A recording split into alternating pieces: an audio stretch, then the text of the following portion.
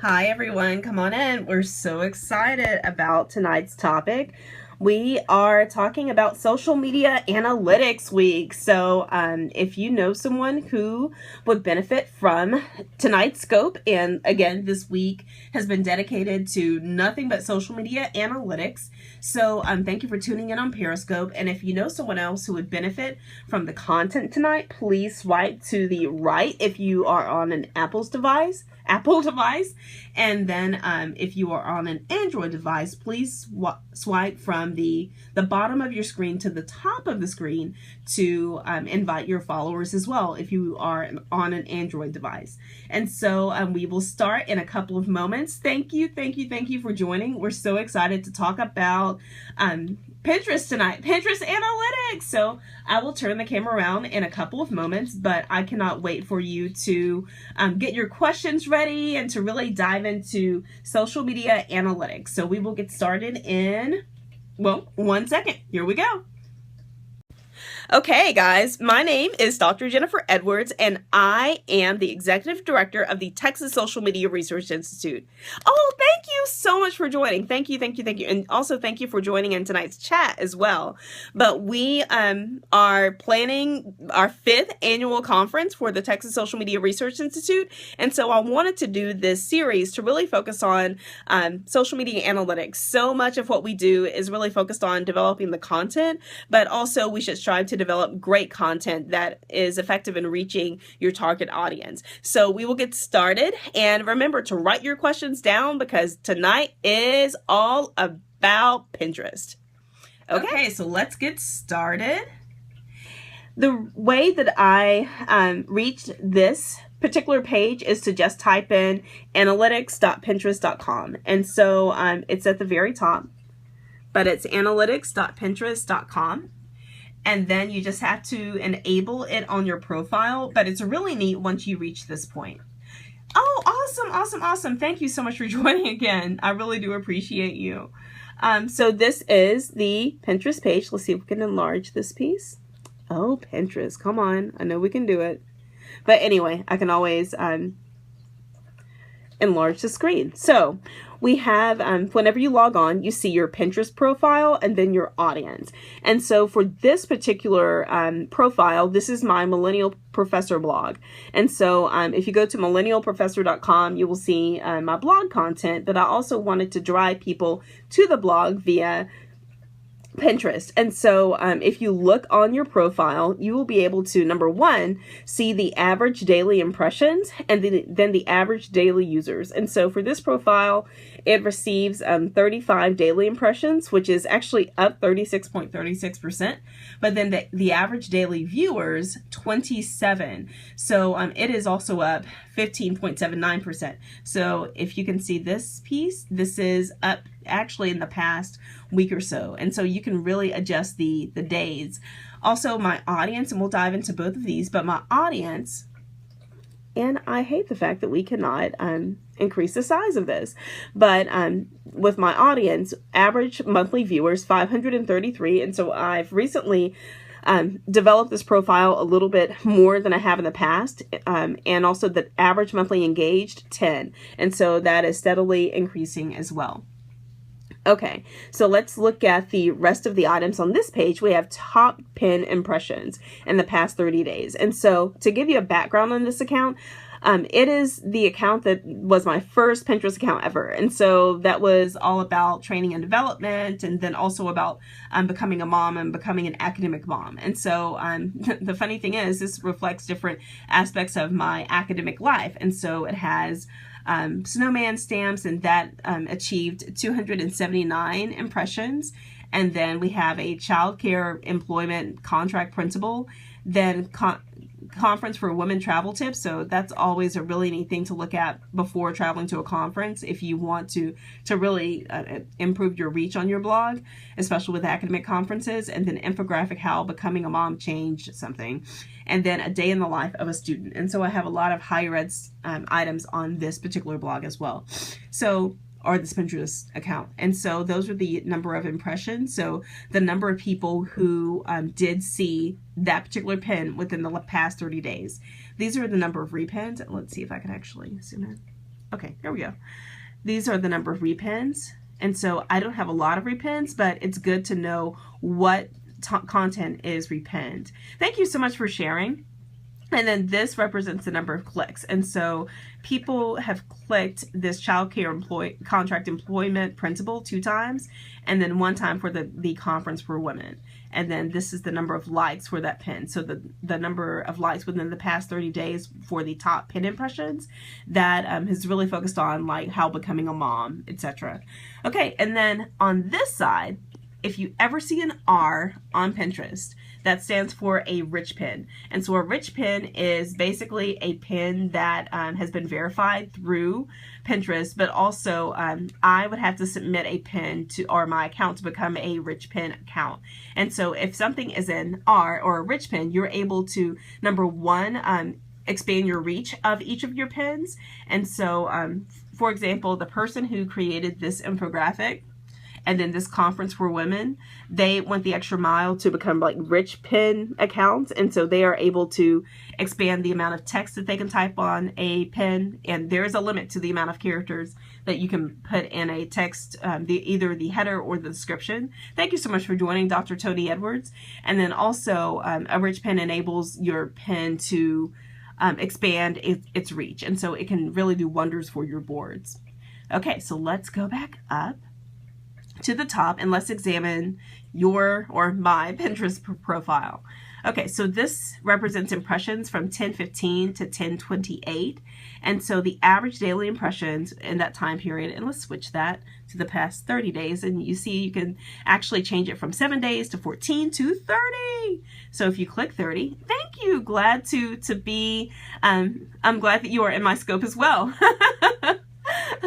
Okay, so we have average daily impressions. It's up 100%. So that's the amount of people who are actually actively viewing my pins and boards on Pinterest. And then the average daily users 21. And so that's up 100% as well. So that's good stuff. So let's dive into the actual stats. As you can see on the 29th, my pins were viewed more on that day, and the funny thing is that's exactly when I started like pinning the content. And then as you can see, as the week progresses, it decreases, and then weekend again, weekend, so on and so forth. And so it can really, the more you pin, the more your content is likely to be seen, and the more likely you are to experience a repin. And so again, it has my top pin impressions here. And then it has the boards with the top pin impressions. And so you can really see the content that your viewers are really, really excited about. So you have the appreciation board, gift ideas for coworkers. And so those are for my faculty friends and higher ed colleagues. And so anytime I want to do something special for them, I always go to this board. Thank you for the hearts. And then also we have professional development, make and take. And so that was another one of my professional development boards for childcare employees. Then we have social media, blogging, and blogger, because I wanted those 2 keywords, because Pinterest is all about keywords and looking for that string of text that people are actively looking for. So if you think about things that you usually search for, what are the top conference hotels, or what are the top items to bring to a conference? So you're always searching in a string. And so to really capitalize on utilizing that string of keywords in your post as well, and also in the name of your boards. And that helps tremendously. So we have millennials at work, and then marketing to millennials. And so those are neat ways that you can engage with your with the viewers of your boards. Okay, so this represents the impressions. And so this one has 309 impressions. This one has 117. This board has 92. This board has 85, and this board has 84. So as you see with the appreciation board, if a board is receiving that many impressions, and that's like far beyond what the other boards are receiving, then that means I need to pin more items to this board. And then also maybe I need to find another board or another string of keywords that I can use to really replicate this board. So maybe instead of an appreciation board or just an appreciation board, maybe I have gift ideas for our Christmas gift ideas or winter ideas for coworkers, because people really like the term ideas and then gifts and then the term appreciation. So that string or fragmented string of keywords can really go a long way when people are searching for your pens. Okay, so this represents the number of pens on these boards. So this board, which is my top board at this point, or the top board with pen impressions, it has 91 pens. This board has 84 pens, this board has 41, and this board only has 2.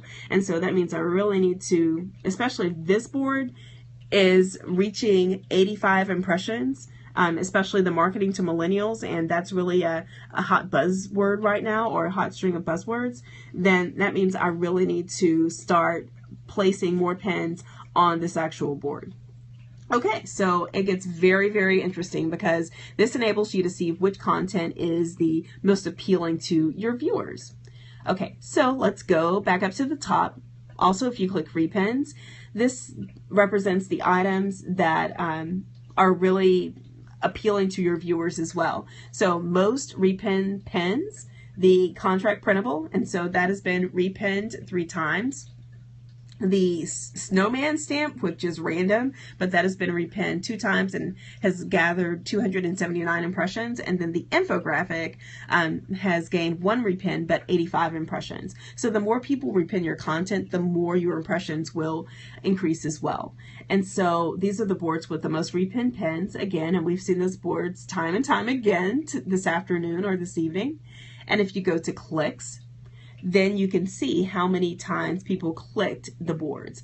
And so the contract printable, apparently people love printables. So even if you are in social work and you make a top 10 items for social work majors to have in their bags on a daily basis, or top 10 things for individuals who are social work researchers to research. So if you create like printables, things that people can just print and have in an offline environment, that goes a long way. If you're interested in healthcare, and if you have the top maybe 10 communicable diseases within a certain region of the United States, that's a printable that people can print out and use within their classroom, or that students can print out and use to basically spearhead a report that they're working on, or a paper that they're working on. Or even if you're a blogger, creating a printable about the top 10 things on a checklist that, yes, printables. Oh my goodness, I love printables so much.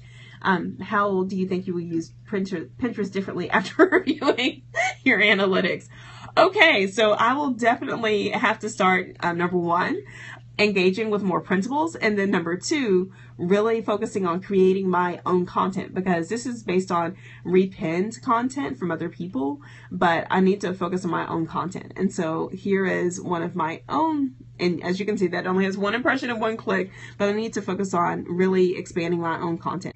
Okay, so these are the boards, and I wanted to show you what Apple iPad, yes, oh my goodness gracious.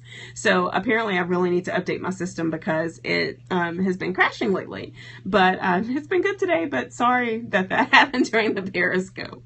So these are 5 ways to avoid discouragement, and so that's something that I created on Canva. And so I just really like creating my own content, and then also that it spans the reach of my blog. And then this is Conference for Women Travel Tips. And so that board received 1 click, but also 90 impressions. And so it's very interesting to see what type of content is most pinnable.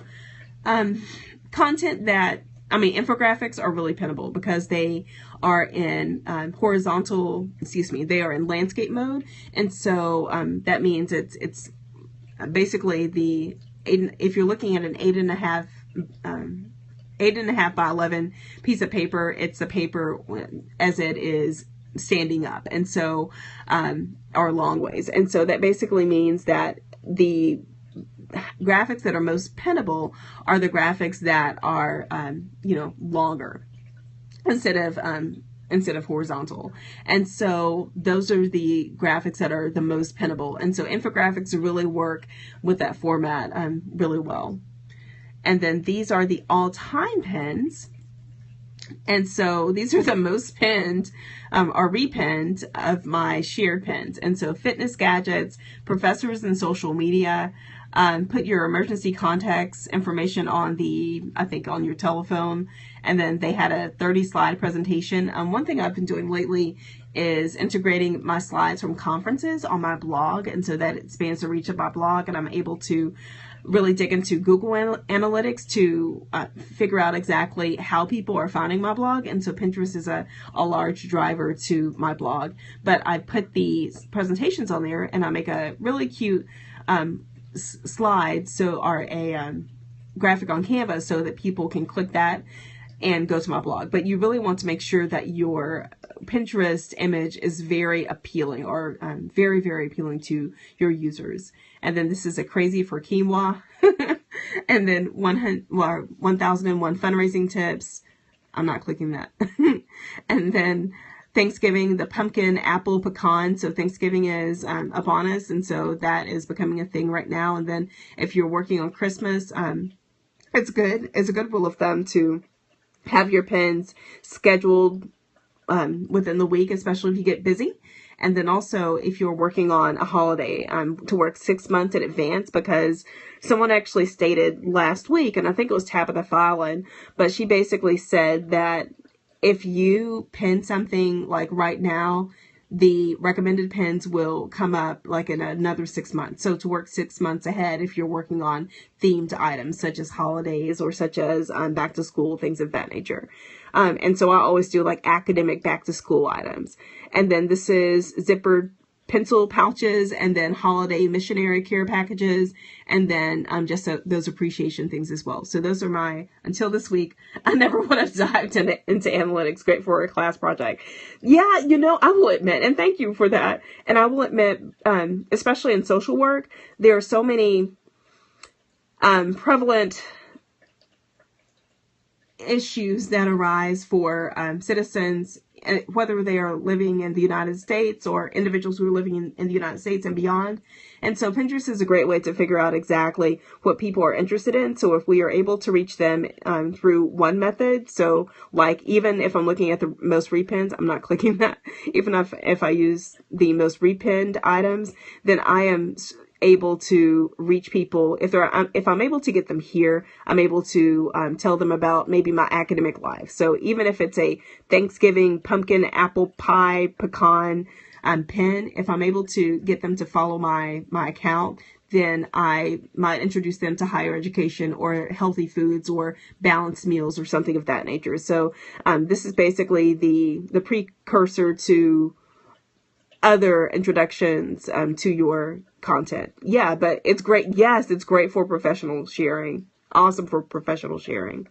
And best in search, pins that rank higher in search. And so this is really neat because you can know exactly what key terms are bringing people to your Pinterest board. So it has perfect post types for Facebook. So this is interesting because this is something that is focused on a how-to for social media. First day project, friend tree, tutorial on how to print on Post-it notes. And you guys, this is a really good one because anytime I grade papers, I like to place Post-it notes on them. And so this is a great way to actually create Post-it notes from your printer. So this is really neat. And then a Father's Day idea, 7-layer dips. And so we always have celebrations in my academic department. So that's a really neat one for us to have as well. But, just giving them a reason to follow your boards. And then power pins. These are pins with a high mix of repins, clicks, and more. And so if you look at these are like the items that you should strive to find like items to pin on your boards. So again, that's the perfect post types for Facebook, the gift ideas again, hacking your way through college, and then winning as a working mom. So these are things I will probably replicate to get more people on my board. Okay, so let's go back to the audience. It says your audience. And like I said, I'm really happy because it seems like everything is up. And let's look in the last 30 days. I like to look within a month's time frame, but the average monthly viewers 423, and so that is up 28.29. And then average monthly engaged is 8. So as I stated, I've not been very engaging on this account, but you know, it's very interesting to see that it's up by that much of a percentage. And so as you can see, this is the month it dipped down when a lot of things became you know, when a lot of due dates actually emerged, and then it steadily increased as I started repinning again. But if I look at my audience, most of them are from the United States, but then it's surprising because of the other accounts that we've examined this week. Canada really is really prevalent on my Pinterest account. Australia 55, 23, the UK, and then Mexico 20. And then if we're looking at the United States, Washington, the audience 11, New York 11, 8, Philadelphia 7, Los Angeles, and then Phoenix 6. And so that's very interesting because I would think that most of my states would actually include Texas, but I'm excited to know that the reach of my Pinterest boards has gone beyond my expectations. And then language, most of them, most of the Pinterest viewers indicated that they speak English, but also Spanish is the second highest language, Dutch, French, and German. And so it's interesting that Dutch is a third, is ranked third for my audience members. And then you have male, female, and then unspecified. So as we know, Pinterest is primarily a platform oriented towards individuals who identify as female, but males actually represent 58 individuals in my audience, and then unspecified 48. So just very interesting. And here's the last part. This is what really piqued my interest. Speaking of which, no pun intended, but this is the interest tab. And let me pause. Any questions so far? This is where it gets really, really interesting. Again, no pun intended. But this is the Pinterest interest section of my viewers, and so or of the people who follow me on Pinterest. So recipes, that is one of the categories my audience members are interested in. Desserts, cooking tips, shoes. Oh my goodness, oh my gosh. Okay, shoes, quotes, nutrition, also kids and parenting, healthy snacks, gardening, fashion, dresses, and then DIY home decor. And I'm not really a DIY kind of person, but apparently the people who follow the accounts are. So I should consider doing more or some DIY projects. It's probably over Christmas break, right? And then Disney. So maybe Disney for academics, they have a Disney University component. So that might be interesting. And they also have some Disney components for maybe study abroad for a business course. And then design, clean eating, crock pots, yes. And then casual outfits, and then animals and pets. So very interesting. And then one thing that Pinterest will do is they will produce pin twins. And so they'll email you about these individuals, but which individuals have, I think it's more than 5 like pins on their board that you have on your board. So it's just always interesting to see which accounts match your account. And so that's very eye-opening. So you can become pin twin friends with them. So I don't know, just bear with me. Okay. So we have boards, pinner boards with lots of pins of my pins. And so recipes, ideas. And like I said, this has really been on my journey with me, becoming an academic mom. And so these are all like things for like first birthday, baby shower, things of that nature, pre-K classroom. And then this is very interesting, but brands my audience engages. And so, or businesses my audience engages. And so Etsy, really DIY people love Etsy. Also Flickr, BuzzFeed Live. And I'm not familiar with BuzzFeed Live, but I know about BuzzFeed Purple, BuzzFeed Yellow, things of that nature. So that's going to be interesting, and I will click that later. Apartment Therapy, Blog Lovin'. And then we have WordPress, Babbel. Babbel's very interesting. I've never heard of Dana at This Silly Girl's Kitchen, and then Where the Imagination Grows, and then Yahoo. And so you can always click show more.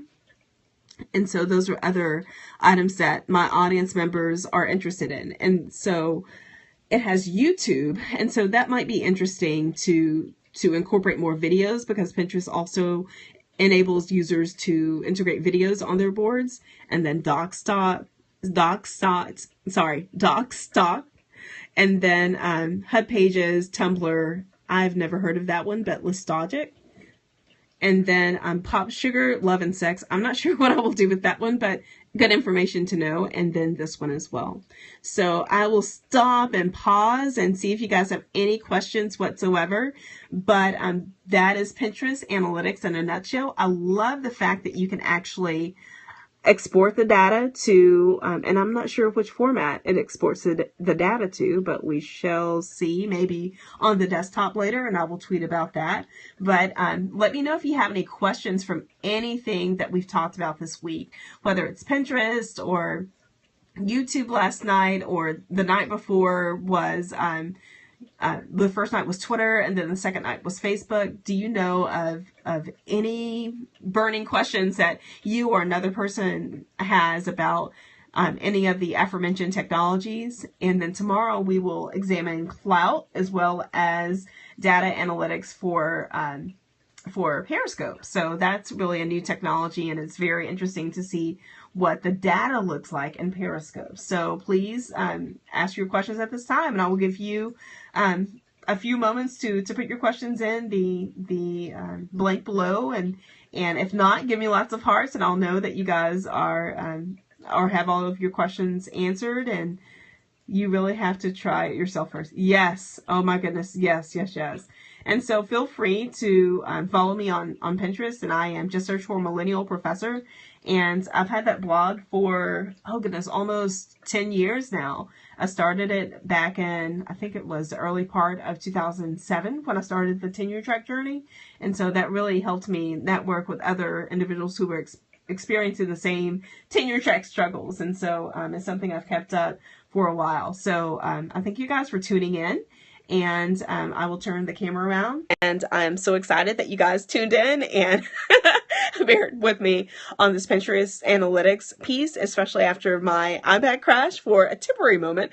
And so that's it. I hope that you guys have a great evening, and tune in tomorrow. We're talking Periscope and also Clout scores. So I will show you a neat way. So for each, just type in the site's name and then analytics. If you go to analytics.pinterest.com, then you can type that into the browser. And so it usually takes like a day, kind of like with Twitter. It usually takes a day or two to really integrate it on your system. And thank you for the hearts, guys.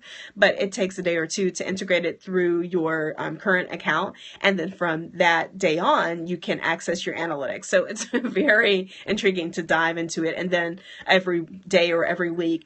And then it's neat because Pinterest will send you emails based on your content in your analytics. And so it's very interesting to see exactly, number one, where your pins rank, and then what you should repin. So always try, social media is a learning type of technology. So it's really neat because you can see the fruits of your labor within like a week's time frame. So if you see something that's pinned a lot, then you should try to capitalize on those. Number one, the keywords, and then number two, the content, and then number three, the specific time you should pin that specific pin. And so one thing that I use is Buffer. And so you can buffer your Pinterest pins, because one thing I try to avoid is to pin like 55 things at once, and because that gets annoying potentially for your Pinterest followers. And so you can actually have your pins go out like maybe once every hour, or once in the morning, afternoon, and evening.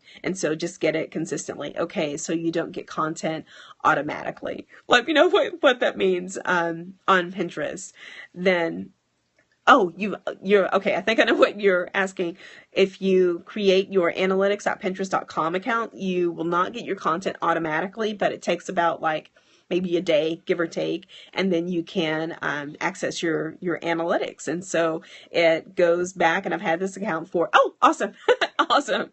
And I've had this account for probably 6 years.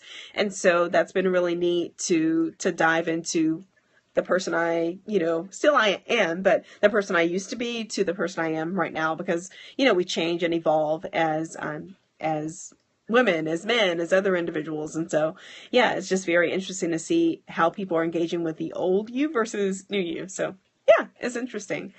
But aside from that, if you guys have any questions, please reach out to me on Twitter, and also tune in next week during the week, but especially on Thursday, because we will Periscope everything in the conference, from award ceremonies to specific sessions. And so we will have a Periscope session, or session focused on Periscope, and then also vlogging and Instagram. And so I'm so excited about this conference because it has Scholarship of Teaching and Learning. It really is a dynamic conference that integrates practitioners in the field and bloggers and entrepreneurs with academics. And so it's the Texas Social Media Conference. And so if you go to txsocialmedia.org, that's something that the institute that I'm affiliated with, that we plan every year. And so this is our 5th annual conference. Yes! And register at txsocialmedia.org, and we will also Periscope during the conference. And so we are awarding the top academic departments at, awesome, thank you,